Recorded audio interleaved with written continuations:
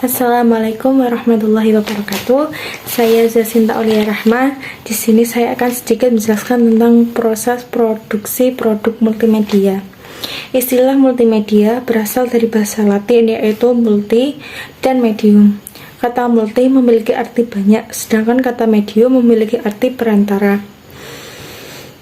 Multimedia dapat dikategorikan menjadi dua jenis, yaitu multimedia content production dan multimedia content communication. Multimedia content production merupakan penggunaan dan pemrosesan beberapa media yang berbeda untuk menyampaikan informasi atau menghasilkan produk multimedia seperti media teks, media grafis, media video, media audio, media animasi, media interaktif, dan media special effect. Sedangkan content communication merupakan aplikasi dari produk akhir multimedia yang ditampilkan melalui media massa seperti televisi, radio, media cetak, dan internet. Penyajian multimedia dibedakan menjadi dua, yaitu dalam bentuk linear dan bentuk non-linear. Dalam bentuk linear, multimedia merupakan multimedia yang tidak dilengkapi dengan alat pengontrol yang dapat dioperasikan oleh pengguna. Pada bentuk linear, multimedia disajikan secara urut atau berjalan dari awal hingga akhir program. Sedangkan bentuk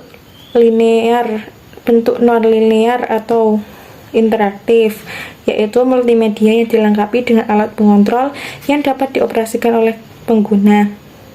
Melalui multimedia interaktif ini, pengguna dapat bernavigasi secara bebas, seperti memilih apa yang dikehendaki untuk proses selanjutnya. 3. Manfaat multimedia. Multimedia memiliki manfaat yang beragam pada berbagai bidang kehidupan. Adapun manfaat multimedia antara lain bisnis dan komersial.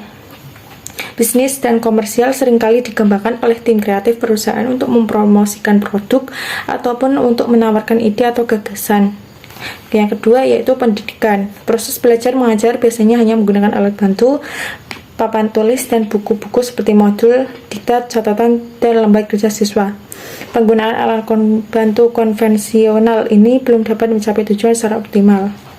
Yang ketiga, kesehatan. Pada bidang kesehatan, para dokter sering dilatih dengan melihat operasi secara virtual ataupun dengan membuat simulasi bagaimana tubuh manusia yang terkena penyakit menular akibat virus dan bakteri. Yang keempat yaitu teknik. Multimedia melalui perangkat lunak atau software dapat digunakan untuk membuat objek simulasi dalam bentuk animasi 3 dimensi. Yang kelima yaitu perindustrian. Pada sektor industri, multimedia digunakan sebagai cara untuk menyajikan informasi baik kepada rekan kerja maupun kepada atasan. Yang keenam yaitu industri kreatif. Industri kreatif menggunakan multimedia untuk beragam keperluan, mulai dari pembuatan iklan, pertunjukan seni komersial, pembuatan film dengan efek-efek khusus, pembuatan animasi, hingga pembuatan game multimedia. Yang ketujuh yaitu hiburan dan seni rupa. Multimedia banyak digunakan dalam industri hiburan, khususnya untuk mengembangkan efek khusus dalam film dan animasi. Yang terakhir yaitu ada gambar dokumen. Gambar dokumen merupakan pengumpulan gambar-gambar melalui scanner dan kamera digital yang dikonversi dalam format digital. Adapun dampak multimedia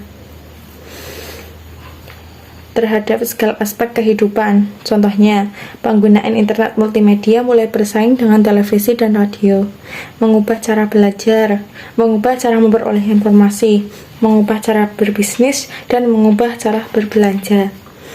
Dan adapun kekurangan dan kelebihan multimedia. Kelebihan dari multimedia yaitu sebagai media alternatif dalam penyampaian pesan yang diperkuat dengan teks, suara, gambar, video, dan animasi. Dapat menarik perhatian serta menyajikan informasi yang bisa dilihat, didengar, dan dilakukan. Yang ketiga, menyediakan proses interaktif dan memungkinkan terjadinya umpan balik. Dan yang terakhir, memberikan kemudahan kontrol yang sistematis. Adapun kekurangan dari multimedia antara lain, desain yang buruk dapat menyebabkan kebingungan dan kebosanan karena pesan tidak tersampaikan dengan baik, memerlukan spesifikasi komputer yang memadai, dan 3. Kendala bagi orang yang memiliki kemampuan terbatas atau disabilitas. Alur proses produksi multimedia juga dibagi menjadi 3, yaitu praproduksi, produksi, dan pasca produksi, atau dengan pre-production, production, dan post-production. Adapun tahap production, antaranya penentuan konsep atau ide, desain, perencanaan produksi, mendokumentasi, pembentukan tim, pembuatan rancangan desain, penyempurnaan, dan penandatanganan kontrak biaya. Yang kedua ada produksi.